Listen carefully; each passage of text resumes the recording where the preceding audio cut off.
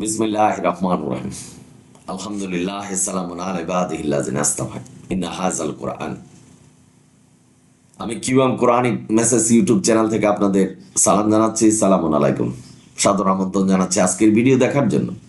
আজকের ভিডিওর প্রসঙ্গ, আমি আপনাদের কিছু প্রশ্নের জবাব দিচ্ছি। এক ভাই প্রশ্ন করেছেন যে সফরের নামাজ অর্থাৎ কসর নামাজ কোরআন কি বলছে এ ব্যাপারে। দেখেন, এই কসর নামাজ মানে ভ্রমণের নামাজ সম্পর্কে জানতে হলে আপনাকে কোরআনের আয়াত সূরা নেসার 101 নম্বর আয়াত পড়তে হবে। সেখানে আল্লাহ বলছেন, যদি ভ্রমণে থাকি তাহলে আমরা নামাজকে সংক্ষিপ্ত করতে পারবো, এতে কোনো সমস্যা নাই। যদি কাফেরদের উত্ত্যক্ত করার ভয় থাকে তাহলে নামাজ সংক্ষিপ্ত করা, এই কথা বলছেন। এই সংক্ষিপ্ত কিন্তু রাকাত কমিয়ে দেওয়া নয়। সংক্ষিপ্ত হলো আনুষ্ঠানিকতা সংক্ষিপ্ত করতে হবে। আর আমাদের মোল্লারা বলছেন যে রাকাত কমাতে হবে। 4 রাকাত যে ওয়াক্তের ফরজ নামাজ, সেখানে 2 রাকাত পড়তে হবে। 3 রাকাত 2 রাকাতে কোনো কমানো যাবে না। এটা কোন ধরনের কথা ভাই?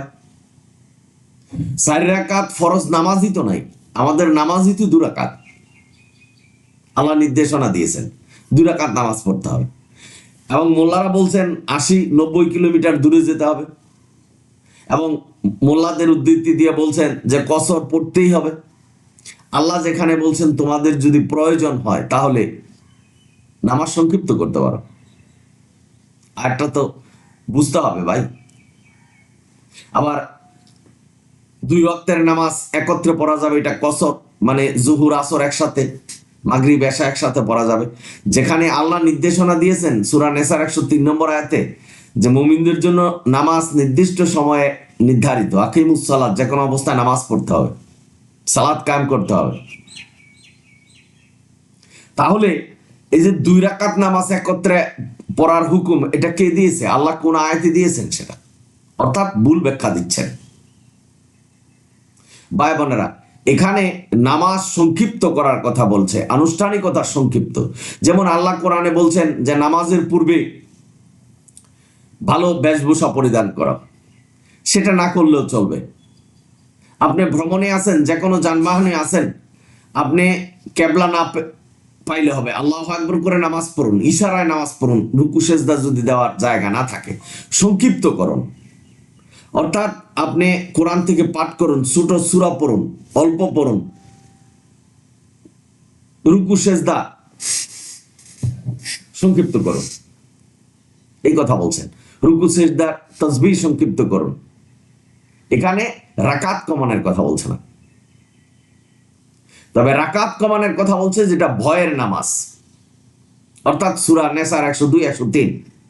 নবীকে বলছেন যে তুমি যদি যুদ্ধ মাঠে থাকো এবং সৈনিকদের সাথে থাকো, ইমামতি করলে 2টা দলে ভাগ করো সৈনিকদের। এক দল তোমার পিছনে নামাজ পড়বে, 1 রাকাত পরে তারা উঠে যাবে, আরেক দল এসে নামাজ পড়বে, 1 রাকাত পরে নামাজ শেষ করবে।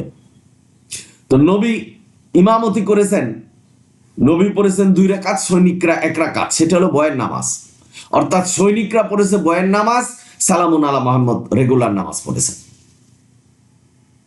তারপরে নবী বলছেন ফাকিমুস সালাত, আমি যেটা নামাজ পড়ছি সেটা তোমরা ভয় কেটে গেলে পড়বে। এটা হলো ভয়ের নামাজ। রাকাত কমানোর কথা এখানে বর্ণনা হয়েছে, সেটা হলো সম্মুখ যুদ্ধে যারা আছে।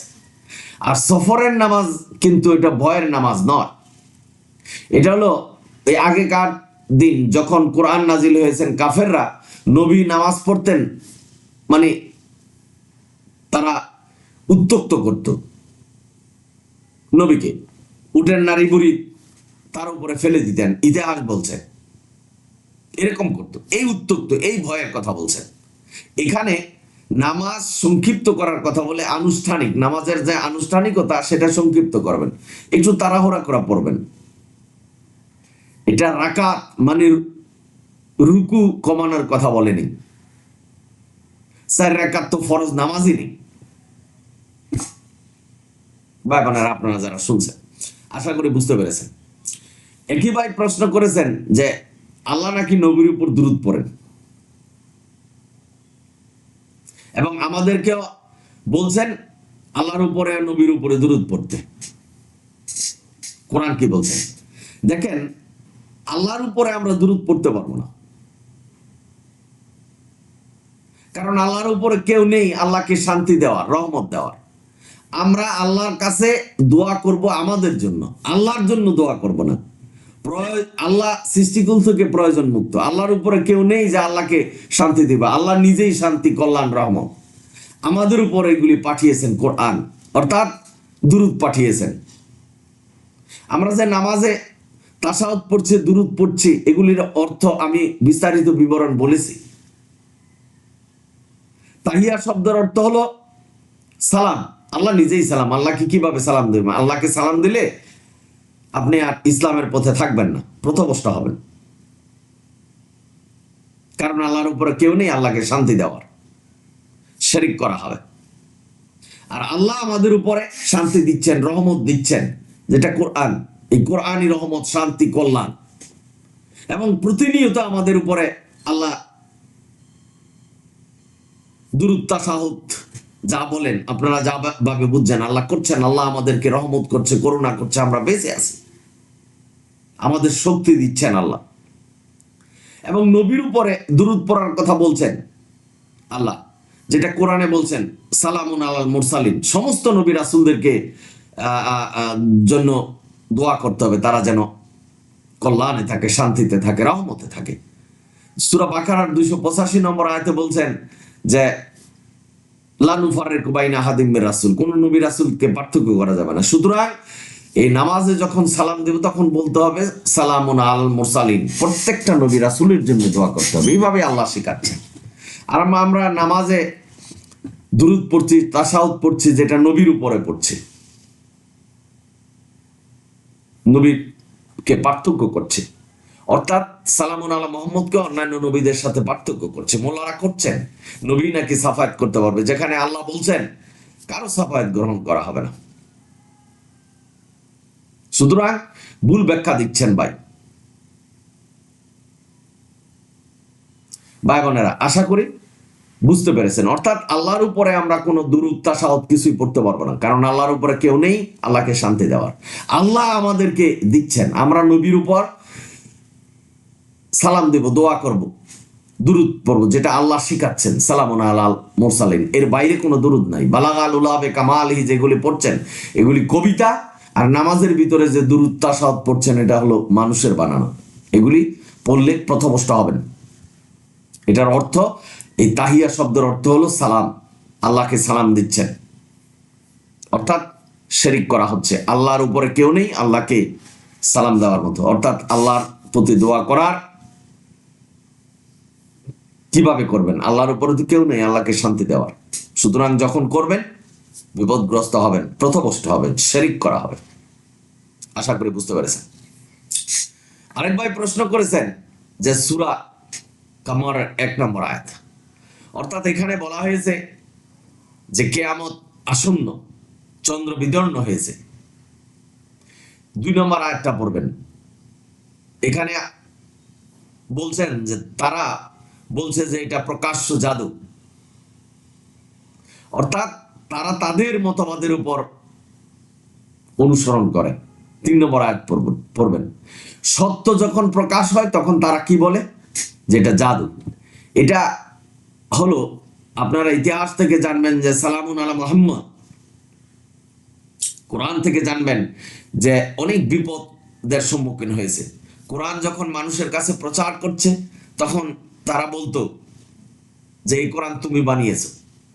আল্লাহ নবীকে বলছেন যে তুমি চ্যালেঞ্জ দাও কাফেরদের কাছে যে এরকম 10টা সূরা বানিয়ে আনো। পরে একটা সূরা বানিয়ে আনার জন্য বলছেন, তৈরি করতে পারেনি, সৃষ্টি করতে পারেনি। ঠিক তদ্রূপ এই নবী প্রশ্নের সম্মুখীন হয়েছেন কাফেরদের, যে তোমার রব যদি সত্য হয় আমাদের চন্দ্র দ্বিখণ্ডিত করে দেখাতে বলো। নবী চিন্তায় পড়ে গেলেন, আল্লাহর কাছে বললেন। আল্লাহ বলছে তোমার ভয় কিসে? তোমার আঙ্গুলকে চন্দ্রের দিকে ইশারা করো, কুন ফায়াকুন, আমি যা বলবো তাই হবে। চন্দ্র বিদীর্ণ, অর্থাৎ ভাগ হয়ে গেছিল। তখনকার যুগের মানুষ দেখেছেন, যারা এই প্রশ্ন করেছিলেন, বিদ্যুতের মতো দেখেছেন তারা।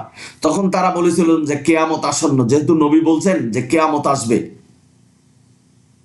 চন্দ্র বিদীর্ণ হয়েছে, অর্থাৎ নবী পেরেছেন চন্দ্রকে দ্বিখণ্ডিত করতে, নবী যা বলছেন তা সত্য।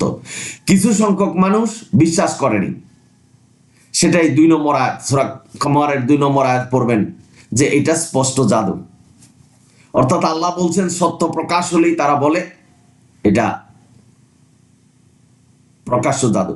ভাই, কোরআন হলো কাব্যিক ছন্দ, সুতরাং কবিতার আকারে লেখা, এটা কিন্তু মুহকাম আয়াত নাই। এইসব ব্যাপারগুলি আমরা না জানলে হবে।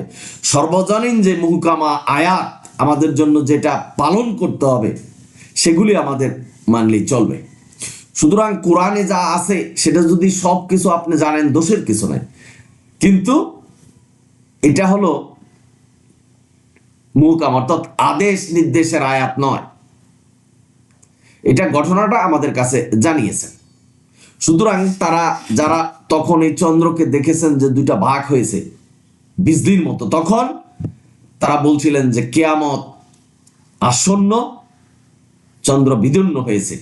কিছু সংখ্যক বলল যে এটা অস্পষ্ট জাদু, অর্থাৎ সত্য প্রকাশ হলে তারা জাদু মনে করেন। সুতরাং এই আয়াতটা বুঝতে হলে 1, 2, 3 আয়াতটা পড়বেন, তাহলে বুঝতে পারবেন। ভাই বোনেরা, আপনারা যারা শুনছেন, আশা করি প্রশ্নের উত্তর পেয়েছেন। আরেক ভাই খুব একটা চ্যালেঞ্জ ছুড়ে দিয়েছেন যে কেউ যদি জিজ্ঞেস করে সে প্রমাণ করতে পারবে যে এই হাদিস আল্লাহর কাছ থেকে এসেছে, কোরআনের মতো, সেটাও মানতে হবে, সেটা নাকি প্রমাণ করতে পারবে। তবে আমি আপনাকে অনুরোধ করছি, আপনি আমার জন্য এবং দর্শকদের জন্য প্রমাণ করে দেখান যে হাদিস আল্লাহর কাছ থেকে এসেছে। আপনি কি বলবেন? আতিউল্লাহ আতিউর রাসূল আর সূরা হাশরের 7 নম্বর আয়াত আপনি প্রমাণ করে দেখান। এই 7 নম্বর আয়াত, সেটা হলো কি বলছে আল্লাহ, আতিউল্লাহ আতিউর রাসূল কি বলছেন। কোরআন থেকে আপনি শুধু প্রমাণ করে দেখান, আপনি যে 17 রাকাত নামাজ পড়ছেন ফরজ দিনে, এই 17 রাকাত নামাজ কোরআনের কোন আয়াতে বলছে আপনাকে পড়ার জন্য? একটা জিনিস প্রমাণ করে দেখান। আর যদি না পারেন, তাহলে আপনার এই চ্যালেঞ্জকে ছুঁড়ে ফেলে দিয়ে কোরআনের পথে আসুন, তওবা করুন যে আল্লাহ কোরআনের পাশাপাশি হাদিস পাঠিয়েছেন। এই বুখারী শরীফ, মুসলিম শরীফ, এগুলি আল্লাহর বাণী। যেটা কোরআন বর্ণনা করে নেই সেটা হাদিস বর্ণনা করেছেন, সেটা কি করে সম্ভব? আবার আপনারাই বলছেন যে হাদিস কোরআনের ব্যাখ্যা। কোরআনে যেটা নাই সেটা ব্যাখ্যা হয় কি করে? প্রমাণ করুন। আমি আপনাকে অনুরোধ করছি, আমার যারা দর্শক আছে তাদের কাছে প্রমাণ করুন যে হাদিস আল্লাহর কাছ থেকে এসেছে। আতিউল্লাহ আতিউর রাসূল বাংলা ব্যাখ্যা করবেন, আপনি আরবিটা পড়বেন, সেখানে লেখা আছে যে আল্লাহর আনুগত্য, নবীর অনুসরণ। অসংখ্য আয়াতে বলছেন নবীর অনুসরণ করতে। এটার অর্থ এই নয় যে নবী কোরআনের বাইরে যে হুকুম বিধান দিয়েছেন সেটা অনুসরণ করতে হবে। আল্লাহ বলছেন আমি যা ওহী করি সেটাই তুমি অনুসরণ করো এবং তোমার কাউমকে পৌঁছে দাও। এটার ইনকাউন্টার দিবেন আপনি, যে এটা আল্লাহ মিথ্যা বলছেন। আল্লাহ মিথ্যা বলছেন যে কোরআনই যথেষ্ট। আল্লাহ মিথ্যা বলছেন যে আমি কোরআনে কোনো কিছুকে বাদ দেইনি। তাহলে হাদিসে যেতে হবে, এটা প্রমাণ করুন যে আল্লাহ মিথ্যা বলছেন। আপনি 1000 লোক আসলেও আপনি প্রমাণ করতে পারবেন যে হাদিস আল্লাহর কাছ থেকে এসেছে। আপনার মতো লোকই জনগণ খুঁজছে, আপনি প্রমাণ করে দেখান। সে কথায় আমি আপনাকে বলছি, আপনি শুধু প্রমাণ করুন যে দিনে যে 17 রাকাত নামাজ পড়ছেন এটা কোরআনে কোন জায়গায় লেখা আছে। কোরআন থেকে প্রমাণ করবেন, এবং কোরআনই আল্লাহর বাণী। মানুষ কি বলল, কোন ব্যক্তি কি হাদিস লিখেছে, কার মাধ্যমে আপনি শুনলেন, সেই কথা নয়। আপনি কোরআন থেকে প্রমাণ করুন। কোরআন আল্লাহর বিধান, হুকুম, কোরআন আল্লাহ মানতে বলেছেন, এবং কোরআন থেকে প্রমাণ করে দেখান যে হাদিস আল্লাহ নির্দেশনা দিয়েছে এটা মানার জন্য। আর কোরআনের বাইরে কেন হাদিস আসবে? নবীর কাছে যা ওহী আসছেন সেটা কোরআন এবং এই কোরআনকে আল্লাহ হাদিস বলেছেন। আল্লাহ বলছেন যে আমার চেয়ে কার জ্ঞান বেশি, যে মানুষ রচনা করবে আর সেটা তোমরা মানবে, এগুলির ইনকাউন্টার দেন। না দিতে পারলে তওবা করুন, ফিরে আসুন কোরআনের পথে। ভাই বোনেরা, আশা করি আপনাদের উত্তরগুলি পেয়েছেন। সুতরাং এই ভ্রমণের নামাজ হলো সংক্ষিপ্ত করা নামাজ। নামাজের আনুষ্ঠানিকতা সংক্ষিপ্ত করা, রাকাত বা রুকু কমিয়ে দেওয়া নয়। আর আল্লাহর কাছে আমরা দুরূদ পাঠাতে পারবো না, তাশাহুদ পাঠাতে পারবো না, কারণ আল্লাহর উপরে কেউ নেই যে আল্লাহকে শান্তি দিবে। আল্লাহ আমাদেরকে শান্তি দিচ্ছেন, সচরাচর দিচ্ছেন, সব সময় দিচ্ছেন। নবীর উপর দুরূদ পড়তে হবে, সেটা হলো কোরআন যেভাবে শিখিয়েছেন, সালামুন আলাল মুরসালিন, কোন নবী রাসূলকে পার্থক্য না করে তাদের উপর শান্তির কামনা করতে হবে। ভাই বোনেরা, আর সূরা কামারের ঘটনা হলো যে নবী বিপদে পড়েছিলেন কাফেরদের প্রশ্নে, আল্লাহ এই চন্দ্রকে দ্বিখণ্ডিত করেছেন, নবী চন্দ্রকে দ্বিখণ্ডিত করেছেন। এই কথা বললে আমাদের গুনাহ হবে। নবীর কোনো ক্ষমতা নেই চন্দ্র দ্বিখণ্ডিত করার, আল্লাহ করিয়েছেন।